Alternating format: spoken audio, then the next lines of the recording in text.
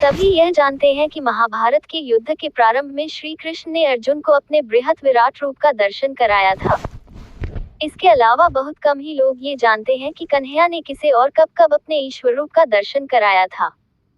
अक्रूर जी जब श्री कृष्ण को मथुरा ले जाने के लिए गोकुल आए तो वह ये सोचकर आए थे कि मुझे कंस से श्री कृष्ण की जान की रक्षा करना है।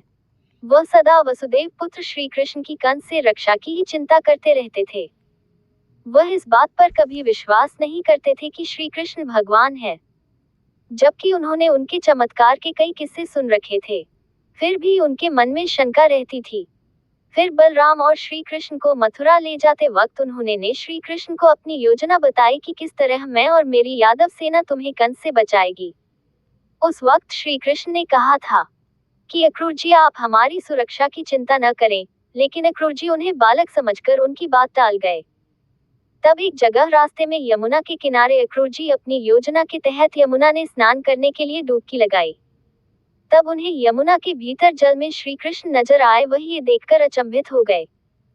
फिर उन्होंने जल से बाहर निकलकर किनारे पर रथ पर सवार श्री कृष्ण को देखा तो कुछ समझ में नहीं आया। उन्होंने सोचा ये उनका भ्रम हो। इस तरह उन्होंने 2 बार डुबकी लगाई, तब भी यही हुआ। तो उन्हें कुछ समझ में नहीं आया कि श्री कृष्ण 2 जगह एक साथ कैसे हो सकते हैं। फिर जब उन्होंने तीसरी डुबकी लगाई तो श्री कृष्ण ने जल के भीतर ही उनसे पूछा, काका यहाँ क्या कर रहे हो? ये देखकर अक्रूर जी दंग कर जल में ही तब उन्होंने श्री कृष्ण के विराट रूप के दर्शन किए। बाद में जल से बाहर निकलकर वे श्री कृष्ण के चरणों में गिर पड़े और कहते लगे कि प्रभु अब मेरी चिंता समाप्त हो गई। अब मुझे आपकी चिंता नहीं रही। जगत की सुरक्षा करने वाले की मैं क्या सुरक्षा कर सकता हूँ। इसी तरह श्री कृष्ण के चचेरे भाई उद्धव के मन में भी शंका थी। वे उनसे ज्ञान और प्रेम पर वाद विवाद करते थे और श्री कृष्ण से कहते थे कि तुमने गोकुल और वृंदावन की भोली भाली राधा और ग्वालनों को अपनी माया से प्रेम जाल में फांस रखा है। इस पर श्री कृष्ण ने उद्धव को उनके ज्ञान के अहंकार को समाप्त करने के लिए एक पत्र लिखकर उन्हें गोकुल इसलिए भेजा था कि वे राधा और ग्वालनों को मेरे प्रेम जाल से निकलकर उन्हें ब्रह्म ज्ञान दे, परंतु उल्टा राधा ने ही उन्हें प्रेम की महत्ता को समझाकर उनके ज्ञान चक्षु खोल दिए थे। तब उद्धव जी राधा का नाम जपते हुए श्री कृष्ण के पहुंचे तो श्री कृष्ण ने उन्हें राधा सहित अपने विष्णु रूप के दर्शन दिए थे। जब काल्यवन ने एक गुफा में सतयुग से सोए हुए राजा मुचुकुंद को जगा दिया था तो उनके देखते ही काल्यवन भस्म हो गया था। तब भगवान श्री कृष्ण ने राजा मुचुकुंद को अपने वृहद रूप के दर्शन देकर उन्हें हिमालय में तपस्या करने के लिए भेज दिया था।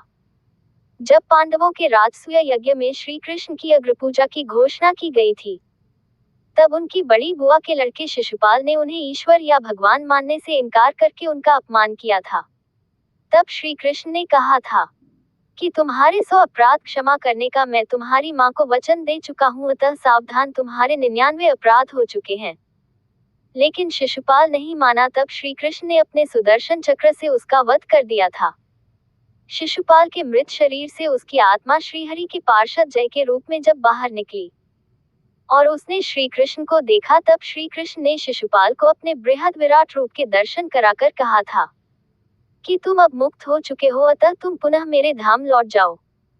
जब महाभारत युद्ध के समय एक बार श्री कृष्ण कौरव सभा में शांतिदूत बनकर गए तो दुर्योधन उन्हें बंदी बनाकर वहीं उनको घेर कर मारना चाहता था, परंतु तुरंत ही उन्होंने कौरवों की भरी सभा में अपने बृहद रूप का ऐसा प्रदर्शन किया कि सभी की आंखें तेज प्रकार से बंद हो गए।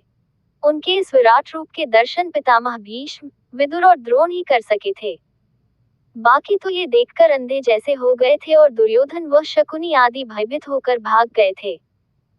सुभद्रा प्रसंग के समय भगवान श्री कृष्ण ने 2 जगह अपने बृहद विराट रूप के अर्जुन को दर्शन कराए थे। पहला जब द्वारिका में अर्जुन द्वारा एक ब्राह्मण के 3 बालकों की जान नहीं बचाने पर अर्जुन यमलोक में चले गए थे, लेकिन वहां से भी उन्हें निराश होना पड़ा था। तब प्रतिज्ञा अनुसार अर्जुन खुद को अग्नि में भस्म करने वाले था। उस वक्त श्री कृष्ण ने अर्जुन को कहा कि चलो अब हम मिलकर प्रयास करते हैं।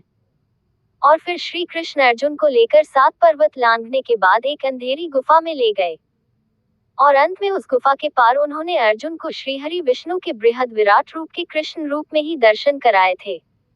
और श्री कृष्ण ने अपने ही अनंत स्वरूप को प्रणाम किया था।